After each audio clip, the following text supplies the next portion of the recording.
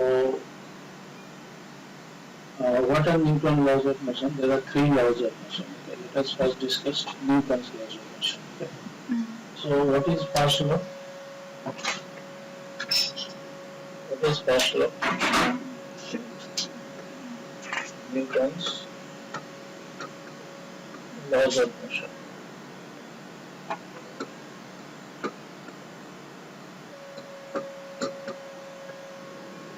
Let us understand the first law. Should I tell? Yes, yes. So if a body, Newton का first law से तुमको क्या समझ में आता है? स्टेटमेंट तो ठीक है, लॉ क्या है कोई भी बुक से बता सकते हैं, बट न्यूटन का फर्स्ट लॉ से हमको क्या क्या समझ में आता है? न्यूटन का फर्स्ट लॉ कब अप्लाई होता है, किस लिए यूज होता है, what is the physical significance? मतलब इस फर्स्ट लॉ को यूज करके हम लोग नया क्या जान सकते हैं? तो फर्स्ट लॉ का पहले स्टेटमेंट बताओ. if a body is at rest, it stays at rest, and if a body is at motion, it will stay in motion. It will continue to execute its motion. Unless and until an external, external motion or external agent acts on it. So, the first law states that if the body is at rest, if the body, suppose there is a body in a table, you have a body here, there is a box. The body initial velocity is 0. It is at rest. So it will continue its state of rest. And if the body, suppose the earth is moving, now the sun, earth is moving. This is earth.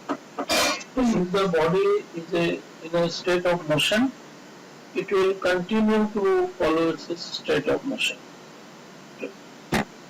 Now, what is rest? Let us understand what is rest. Rest means velocity is 0. Rest means sthir. Okay. Now, rest is with respect to surrounding. Okay. Nothing can be at rest. कि अर्थ घूम रहा, अर्थ अपने axis के about घूम रहा, अर्थ सन के out घूम रहा, entire sun is moving, the entire galaxy, solar system is moving, then the galaxy itself is moving. So nothing, no body is at rest. Only this box is at rest with respect to its surrounding. So rest is a relative word. In this frame of reference, compared to me, this body is at rest. अभी कोई भी body जब rest में रहेगा तो उसका जो property है, रेस्ट में रहने का जो प्रॉपर्टी है, इसको बोला जाता है इनर्शिया. ठीक है. सिमिलरली कोई भी बॉडी अगर मोशन में रहेगा, उसको मोशन को ही पकड़ के रखने का जो प्रॉपर्टी है कि मैं मोशन में ही रहूंगा, मेरा एक्सेलरेशन नहीं होगा, वेलोसिटी चेंज नहीं होगा, मैं कंटिन्यू करूंगा वही motion. That is also inertia. तो इस इनर्शिया को मोशन में रहते समय मोशन को कंटिन्यू करने का जो प्रॉपर्टी है उसको बोलते हैं inertia of motion. Okay. And rest में रहने के समय बॉडी का जो प्रॉपर्टी होता है कि मैं अपना रेस्ट में ही रहूंगा, उसको बोलते हैं इनर्शिया ऑफ रेस्ट. ठीक है. So what is the term that is coming out from the first law? It is inertia. Inertia. So what is inertia? Inertia is the property of matter by virtue of which it continues its state of its state. Okay, now there are two kinds of inertia: inertia of rest, inertia of motion. Now, how to measure the inertia? Inertia means इसको major कैसे किया जाता है? Do you know what is the measure? How we can measure the inertia?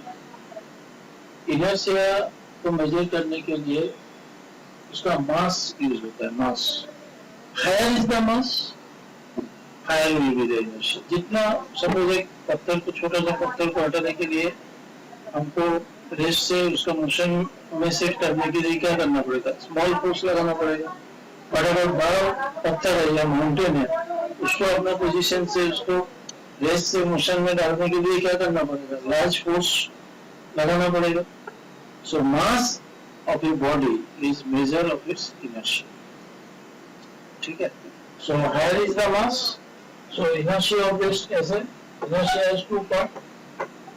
Inertia of rest, इसका measurement कैसे होता है? Body का मास से होता है.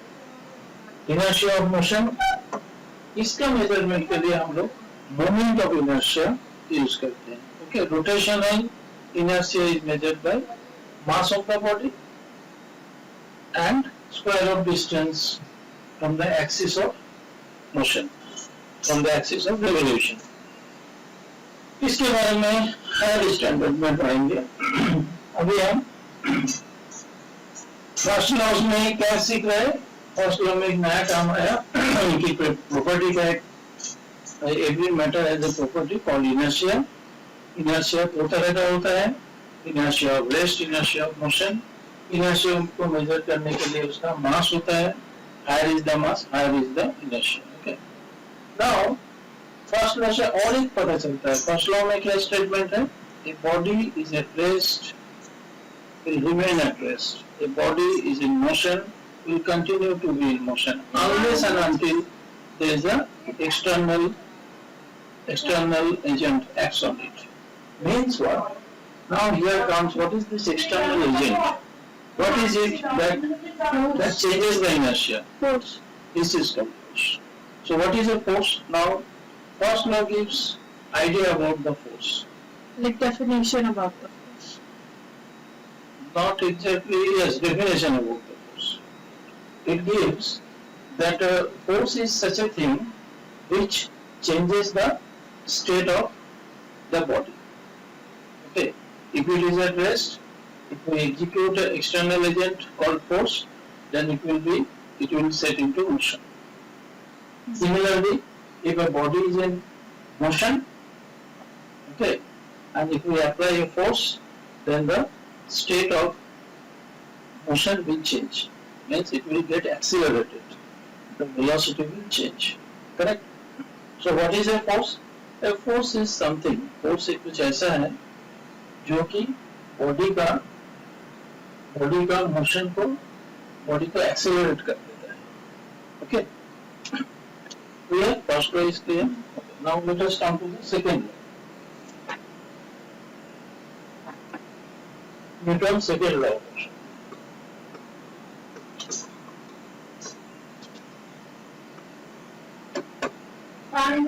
सेकेंड लॉ ऑफ मोशन को थोड़ा याद रखना मुश्किल है क्योंकि डिफिकल्ट है. सबको फर्स्ट लॉ पता है और थर्ड लॉ तो सबको पता है.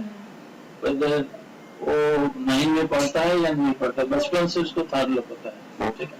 क्योंकि every action has equal and opposite reaction और लोग जहाँ इसका यूज करते हैं. But remember physical laws are applied to जड़ वस्तु के ऊपर अप्लाई होता है जिसमें प्राण नहीं है, जिसमें लाइफ नहीं है. उसके ऊपर there are two kinds of bodies, animate bodies and inanimate bodies. तो फिजिकल लॉज जो है जड़ जो मैटर है उसके ऊपर अप्लाई होता है. बट हम लोग थर्ड लॉ को जो है ना कहीं भी अप्लाई करते हैं प्रैक्टिकली. ठीक है. ओके. तो what is second law? First law तो हो गया, चलो भाई, उसमें डेफिनेशन ऑफ फोर्स आता है. सेकेंड लॉ समझने के लिए हमको कुछ और जानना पड़ेगा. It is called momentum. What is momentum? Momentum means yes, it is measured by mass into velocity. Mass and velocity together defines the product of mass and velocity defines the momentum of the body. So momentum determines कि अगर वो suppose एक bullet है, मैं एक bullet को fire किया, so with what impact it will have to penetrate something. So momentum determines this. Suppose mass bullet का क्या होता है? मास छोटा होता है, but velocity very high होता है, तो impact बहुत ज़्यादा होगा. बहुत ज़्यादा उसमें फोर्स एग्जीक्यूट कर सकता है, फोर्स एग्जर्ट कर सकता है। ओके, तो सेकेंड लॉ में क्या बोल रहा कि भाई आपका बॉडी एक था, सपोज उसका वेलोसिटी u था, ठीक है, तो उसका मोमेंटम क्या था, m into u, this is what p से मोमेंटम डिराइव किया जाता है, वो इसका इनिशियल मोमेंटम था, mass into its initial velocity. u क्या है, नॉर्मली हम लोग जो स्टार्टिंग वेलोसिटी है उसको हम लोग u मानते हैं, फाइनल वेलोसिटी को v मानते हैं, ठीक है। तो इनिशियल मोमेंटम हो गया pi एंड फाइनल मोमेंटम हो गया vf, क्योंकि उसका वेलोसिटी u से v हो गया, so this is m into v। और कितना टाइम में ये होगा, mu से mv मोमेंटम होने में कितना टाइम लगा, suppose p is the time domain. तो सेकंड लॉ ये बोल रहा है कि rate of change of momentum means what is rate, एक सेकंड में जितना चेंज होता है, यूनिट टाइम में जो चेंज होता है उसको बोला जाता है रेट। तो सेकंड लॉ क्या बोल रहा है कि the rate of change of momentum is equal to the applied force. Okay, तो भाई कितना चेंज हुआ मेरा मोमेंटम में, फाइनल मोमेंटम था mv, हो गया mv, इनिशियल मोमेंटम था मेरा mu, 3 सेकंड में इतना चेंज हुआ, mu से mv हो गया, तो 1 सेकंड में कितना चेंज हो गया, 3 सेकंड में अगर इतना चेंज हो गया तो 1 सेकंड में क्या हो गया,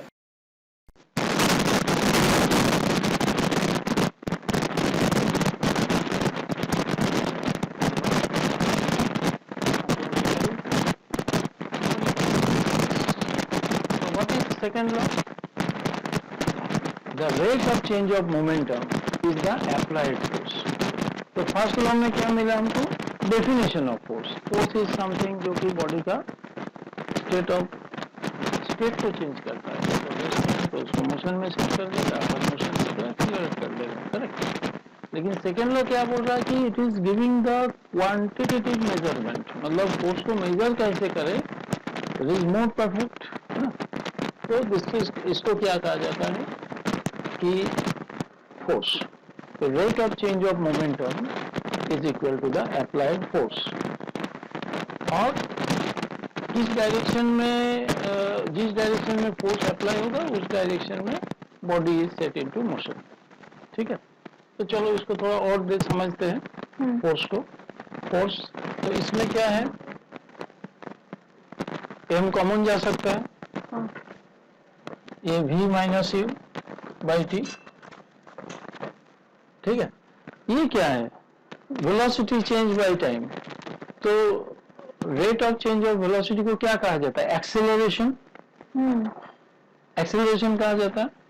तो उसका मतलब क्या है कि this v minus you by T is nothing but the rate of change of velocity, एक सेकंड में कितना चेंज हुआ, यूनिट टाइम पे कितना चेंज हुआ ना, इसको क्या कहा जाता है, ए से हम लोग एक्सेलरेशन डिनोट करते हैं। तो फोर्स इज इक्वल टू क्या हो गया, मास इनटू, इसके जगह पे हम क्या करेंगे, ए लिख देंगे। So second law gives the measurement of force, quantitative measurement of force के लिए हम लोग क्या करेंगे, F equal to M A, rate of change of momentum applied force, ये यूज करेंगे, ठीक है। तो चलो इसका यूनिट क्या होता है फोर्स का, मास का यूनिट तो केजी, और एक्सेलरेशन का यूनिट क्या होगा, मीटर पर सेकंड स्क्वायर। एसआई सिस्टम में केजी मीटर पर सेकंड स्क्वायर को क्या कहा जाता, newton, this is termed as newton. अगर मैं सीजीएस सिस्टम में फोर्स का यूनिट मेजर करूं तो मास को किससे मेजर किया जाता है भाई, ग्राम, एक्सेलरेशन को सेंटीमीटर पर सेकंड स्क्वायर, ठीक है। इसको क्या आ जाता है, dine, not centimeter, it is dyne only. The unit of force in CGS system is dyne. The unit of force in SI system is Newton. तो ऑटोमेटिक एक क्वेश्चन आता है भाई, न्यूटन और डाइन में क्या रिलेशन है, लेट अस सी। Newton को डाइन में कन्वर्ट कर सकते हो या डाइन को न्यूटन में कन्वर्ट कर सकते हो, क्या करना है बोलो, न्यूटन को डाइन में या डाइन को न्यूटन में। न्यूटन को डाइन में। न्यूटन को डाइन में। चलो, सो 1 न्यूटन इज इक्वल टू, हमको क्या करना है, कितना डाइन ये हमको निकालना है, ठीक है ना। तो ये क्वेश्चन पूछ सकता है तुमको न्यूमेरिकल्स में, अभी हम कुछ न्यूमेरिकल्स भी करेंगे, ठीक है। तो 1 newton is how much dyne. तो न्यूटन क्या होता है, केजी मीटर पर सेकेंड स्क्वायर, यही है ना न्यूटन। तो डाइन मतलब सीजीएस में जाना पड़ेगा, किलोग्राम को ग्राम में कन्वर्ट करना पड़ेगा ना। तो 1 किलो इज इक्वल टू 1000 ग्राम, ये हमको पता है। मीटर को सेंटीमीटर में कन्वर्ट करना पड़ेगा, सो 1 मीटर इज 100 सेंटीमीटर। और सेकेंड तो भाई दोनों में सेम ही है, सीजीएस में भी टाइम के यूनिट सेकेंड है और एसआई में भी सेकेंड है, ठीक है। तो ये 1000 और ये 2 जीरो, मतलब कितना हो गया, 10 टू द पावर 5 हो गया, 5 जीरो हो गया, ग्राम सेंटीमीटर पर सेकेंड स्क्वायर। अभी इसको डाइन कहा जाता है, so 10 to the power 5 dyne. तो तुम्हारा क्या आंसर हो गया, 1 newton is equal to 10 to the power plus 5 dyne. और अगर तुमको बोलेगा कि भाई 1 डाइन इक्वल टू कितना न्यूटन, तो चलो इसको इधर लेके आओ ना। तो 10 to the power 5 dyne is equal to 10 to the power 5 dyne is equal to 1 newton ना, 1 न्यूटन। तो 1 डाइन इज इक्वल टू कितना हो जाएगा, 1 by 10 to the power 5 newton is equal to 10 to the power minus 5 newton. So which one is the bigger unit of force, dyne or Newton? Newton, of course. Newton is the bigger unit of force because 10 to the power 5 times dyne equal to 1 Newton. Clear हो गया?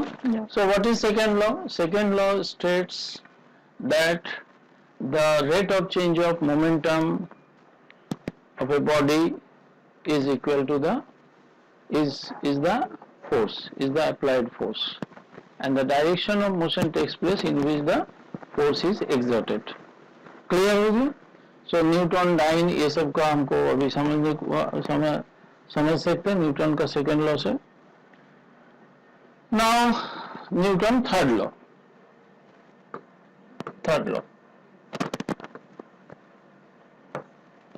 What is third law, बोलो भाई। तो Every action has, मुझे हिंदी में होता है like, Hindi में बोलो, बट वो एग्जांपल थोड़ा सा, एग्जाम्पल नहीं, अच्छा हाँ। चलो एग्जाम्पल ही बोलो, चलो एग्जाम्पल बोलो। बट 2 मिनट मैं देख लेती हूँ, बिकॉज जो एग्जांपल मैं दूंगी वो रियल लाइफ में, सो फिर से तुम अपना every action has an equal and opposite reaction, ठीक है। मतलब तुम किसी को थप्पड़ मारोगे तो थप्पड़ खाना भी पड़ेगा, यही ना। हाँ, ओके, मतलब किसी को तुम डांटोगे तो तुमको डांट खाना पड़ेगा। But again I am telling, just real life में नहीं होता है। रियल लाइफ पे क्या, physical laws are not applied to, जिसमें चेतना है, जिसमें प्राण है, जिसमें लाइफ है, उसमें ये, क्योंकि बॉस अगर हमको झाड़ दिया, सपोज कुछ फायरिंग कर दिया मुझे, मैं बॉस को बोलता हूँ क्या, तो फिर एक्शन रिएक्शन कैसे हो गया। हाँ। तो मैं हो सकता है कि मेरा जो प्रेशर स्ट्रेस जनरेट होगा, मैं अपना सबऑर्डिनेट को थोड़ा सा झाड़ दूं, ऐसा हो सकता है प्रेशर से। बट क्या है, these laws are not applicable, third law. So where it is applicable जिसमें प्राण नहीं है, जिसमें लाइफ नहीं है, वो सब में। तो एक एग्जांपल, जैसे मैंने बोर्ड के ऊपर फोर्स एग्जीक्यूट, मैंने फोर्स बोर्ड के ऊपर प्रेस किया, ठीक है ना। तो बोर्ड क्या कर रहा है ना, मेरे हाथ के ऊपर भी एक फोर्स एग्जर्ट कर रहा है। मैं जोर से मारूंगा तो मेरे हाथ में जोर से लगेगा। Best example is like when you shoot a bullet. Yes, because bullet में क्या होता है, वेरी गुड एग्जांपल, बुलेट में एक ट्रिगर होता है ऐसा। तो क्या होता है कि जैसे ही तुम बुलेट को फायर करोगे ना, एक बैक प्रेशर रहता है ना, इसलिए जो हेवी फायरिंग करता है, जो हेवी फायरिंग करता है उसको अच्छा से पकड़ना पड़ता है, नहीं तो, या फिर तुम सपोज फायर फाइटिंग का ड्रिल देखे हो, फायर फाइटिंग जिसमें एक वाटर जेट स्प्रे होता है, तो उसको पकड़ने के लिए एक स्टाइल है कि भाई नोजल को ऐसे पकड़ना, नहीं तो शट करके जैसे ही पानी अंदर बाहर के स्पीड से निकलेगा उतना बैक प्रेशर क्रिएट करेगा, ठीक है ना। हाँ। तो फिर वो चोट लग सकता है तुमको। तो उसको एकदम जो फायर ड्रिल का पर्सन है ना, वो बराबर आके तुमको ट्रेनिंग दे के जाता है कि जब भी आप वाटर स्प्रे करोगे फायर फाइटिंग के लिए तो उसको पहले पकड़ना सीखो। ऐसे ही अगर हाथ से ऐसे कैजुअली किया तो फिर वो लग सकता, और वो अगर नीचे रहा और तुमने जेट चालू कर दिया तो वो तो और डेंजरस है, वो ऐसे स्नेक की तरह भागते रहता है, देखा। तो बुलेट फायरिंग करते समय एक रिकॉइल स्पीड रहता है, एक बैक प्रेशर रहता है, ठीक है ना। सो जैसे एक्शन हुआ तुरंत एक, ये ड्रिलिंग मशीन देखो, ड्रिलिंग मशीन थोड़ा हेवी होता है। क्यों हेवी होता है? ताकि उसका जार को सहन कर सके, उसका जार को टॉलरेट कर सके, ओके, एब्जॉर्ब कर सके। तो हेवी होने का एक ही रीजन है कि बैक प्रेशर से ज्यादा पीछे की तरफ ना आते, okay. So every action has equal and opposite action. और एक एग्जांपल दिया जाता है, सपोज एक स्प्रिंग बैलेंस है, ठीक है, इसको अब ये दोनों स्प्रिंग बैलेंस है, ठीक है, और दोनों स्प्रिंग बैलेंस को कनेक्ट किया ऐसे करके। तो देखना इसमें अगर 2 kg शो कर रहा है स्प्रिंग बैलेंस 2 के ऊपर है, तो इधर भी 2 के ऊपर है। तो व्हाट इज इम्पोर्टेंट, मतलब एक स्प्रिंग बैलेंस ये इसमें जितना फोर्स लगाएगा वो उसमें उतना ही फोर्स लगाएगा, करेक्ट ना। सो every action has equal and opposite reaction. This is third law. तो थर्ड लॉ में क्या इम्पोर्टेंट है कि एक्शन और रिएक्शन ये दोनों अलग अलग बॉडी के ऊपर होता है। जैसे मैंने ये स्मार्ट बोर्ड है, मैंने इसके ऊपर मारा, ठीक है, कुछ होगा नहीं, ठीक है। तो जैसे मैं इसके ऊपर मारा तो एक्शन किसके ऊपर हुआ? एक्शन बोर्ड के ऊपर हुआ, करेक्ट। लेकिन रिएक्शन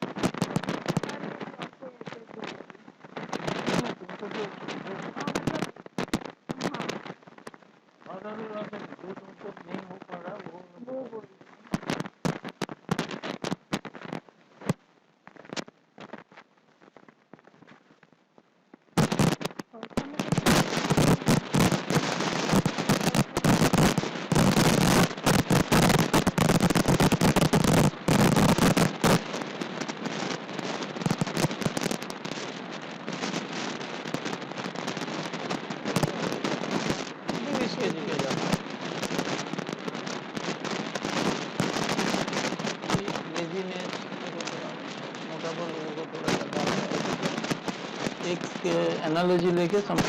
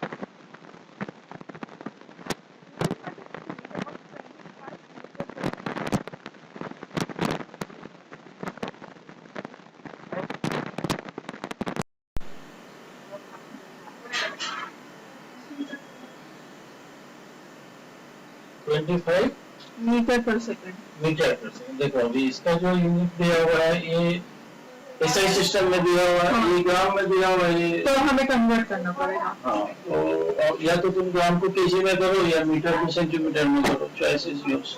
तो ये क्या करना है? सेंटीमीटर में। फिर क्या करना क्या, व्हाट यू अच्छा, want? I don't know, I'm telling you like feet को सेंटीमीटर में कन्वर्ट कर दो, बट मैं बाकी का बोलती हूँ. Is brought to rest by a player in Is brought to rest. Now this is Final velocity. Final velocity 0. 0.03 seconds. अच्छा, टाइम भी दिया हुआ 0.03 सेकंड में ये जो चल रहा था वो रेस्ट में आ गया. सेकंड को इसको रेस्ट में लाया गया, मतलब वो कुछ आ रहा था फिर उसको मैंने कुछ फोर्स दिया तो इतना देर तक 0.003 सेकंड तक दिया तो वो रेस्ट में आ गया. क्या कैसे होता है नॉर्मली देखना, ये इस एक क्वेश्चन भी पूछते हैं.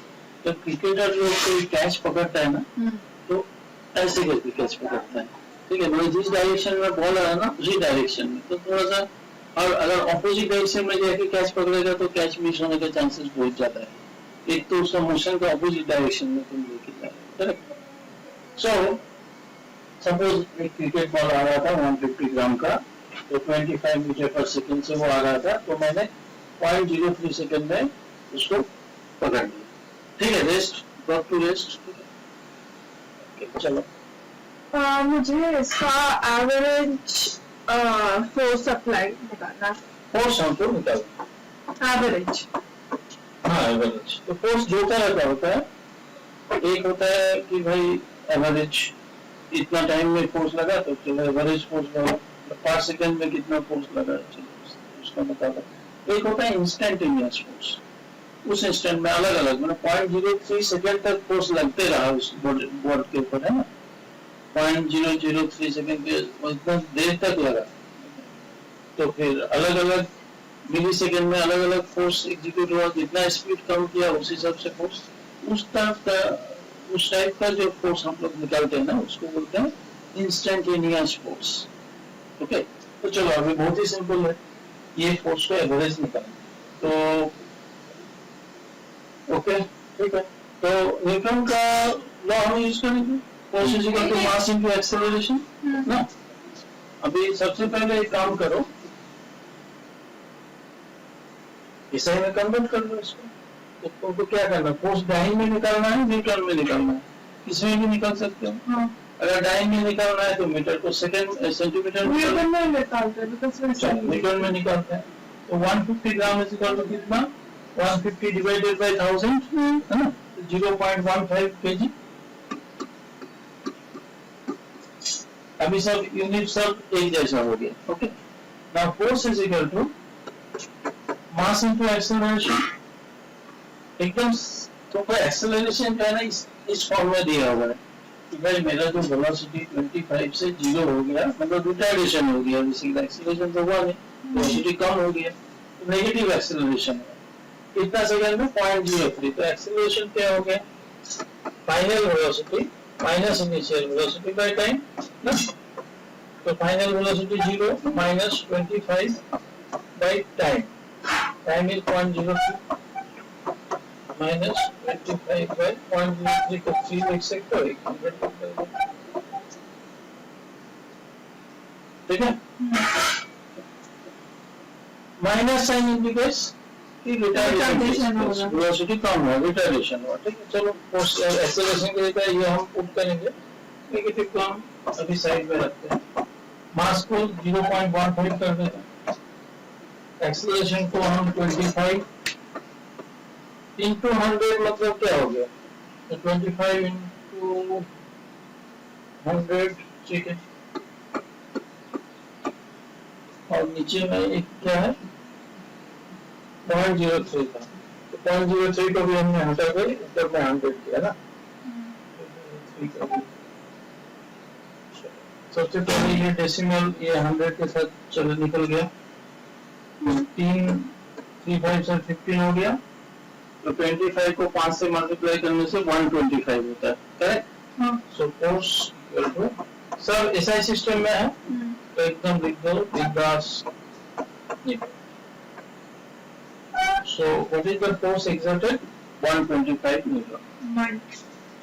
हम नेगेटिव एक्सेलरेशन हुआ, तो हमको फोर्स का डायरेक्शन एंड वेलोसिटी दोनों होता है, तो फोर्स तो किस तरफ लगा, जिस तरफ से बॉल आ रहा था उसको ऑपोजिट डायरेक्शन में फोर्स लगा, तभी जाके रिटार्डेशन हुआ. ठीक है, force is a vector quantity, acceleration is a vector quantity.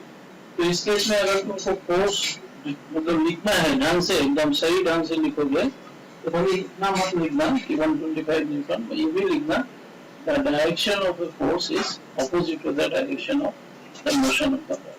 ठीक है, अभी तो नॉर्थ साउथ ईस्ट वेस्ट कुछ दिया हुआ नहीं है किधर से किधर जा रहा था। तो क्लियर हो?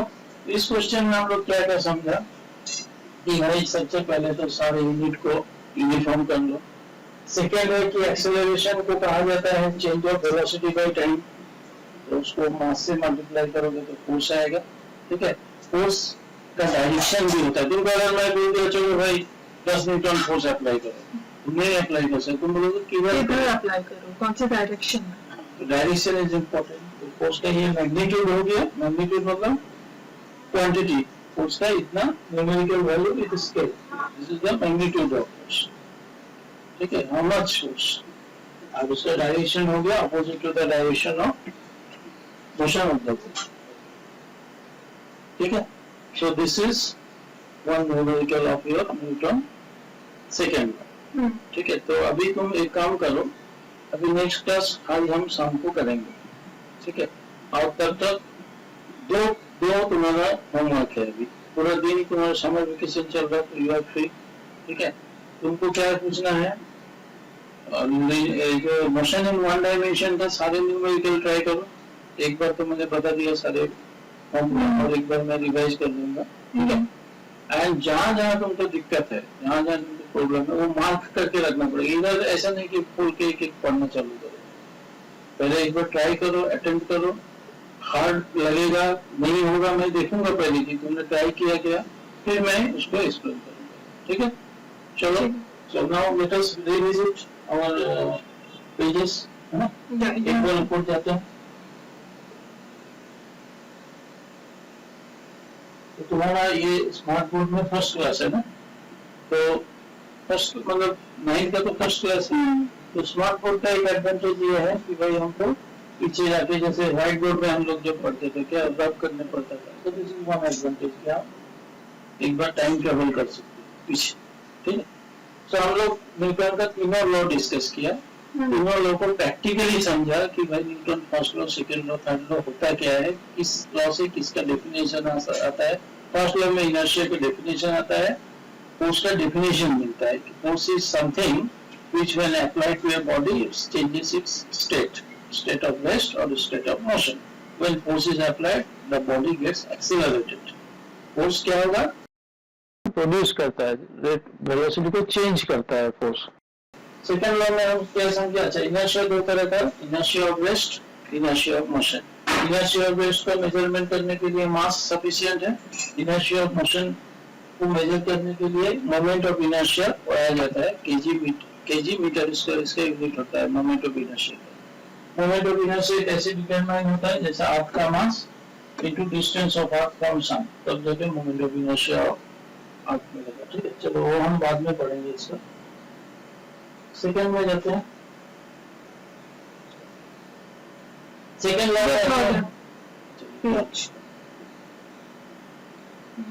लॉ में हमने पढ़ा कि भाई नया एक टर्म पढ़ा, momentum is the product of mass and velocity, this is a vector quantity, it is a direction. ठीक है ना, momentum is a vector quantity, जिस डायरेक्शन में बॉडी चल रहा है उस डायरेक्शन में बॉडी का मोमेंटम होता है। ओके, तो सेकंड लॉ क्या है, सेकंड लॉ फोर्स को कैसे मेजर करे इसका एक तरीका बता दिया, इसका एक मेथड बता दिया। सेकंड लॉ में डेफिनेशन ऑफ फोर्स आता तो फर्स्ट लॉ से, लेकिन मेजरमेंट के लिए हम सेकंड लॉ यूज करते हैं। ये क्या स्टेट करता है, the rate of change of momentum is equal to the force applied. ठीक है, मोमेंटम चेंज को फोर्स बोलते हैं। थर्ड लॉ, अच्छा फिर फोर्स का अलग अलग सिस्टम में अलग अलग यूनिट है, तो हम लोग सीजीएसआर एसआई सिस्टम के बीच में रिलेशन देखा।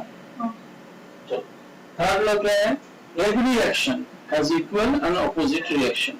ठीक है ना, ये भी हो गया। फिर हमने एक सम किया कि एक बॉडी जो कि 25 मीटर पर सेकंड से चल रहा था, उसको कुछ फोर्स 0.03 सेकंड तक अप्लाई करके ब्रॉट टू रेस्ट, उसको रेस्ट में लाया गया, तो बताओ फोर्स कितना है। हमने देख लिया कि भाई एक्सेलरेशन, रिटार्डेशन कितना प्रोड्यूस हुआ, मतलब ए कितना हुआ, उसको फोर्स से मल्टीप्लाई कर दिया। अब नेगेटिव एक्चुअली फोर्स को अगर ठीक से डिनोट किया जाएगा तो ये -125 न्यूटन लगा। नेगेटिव साइन क्या इंडिकेट कर रहा है, जिस डायरेक्शन में बॉल आ रहा था उसका ऑपोजिट डायरेक्शन में फोर्स लगा। ठीक है, चलो थैंक यू, वी कैन